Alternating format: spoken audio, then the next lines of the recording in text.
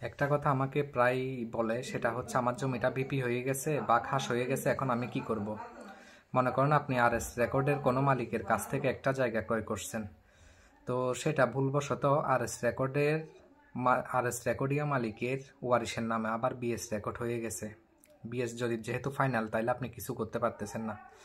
তো আপনি কি করবেন, আপনি যে দলিল মূলে জায়গাটা কিনছেন সেই দলিলটা এবং ওই দাগের খতিয়ানগুলা সংগ্রহ করে কোর্টে একটা সরকারবাদী মামলা করবেন। সেটা নিচে লেখা থাকবে, এই খতিয়ানের নিচে হালসাং ভারত পক্ষে বাংলাদেশ সরকার। তাই সরকারবাদী মামলা করবেন। মামলা করে আপনারা বছর 2 বছর 3 বছর পর একটা রায় পাবেন। আপনাদের নামে একটা খতিয়ান সৃষ্টি হবে, একটা দলিলও সৃষ্টি হবে।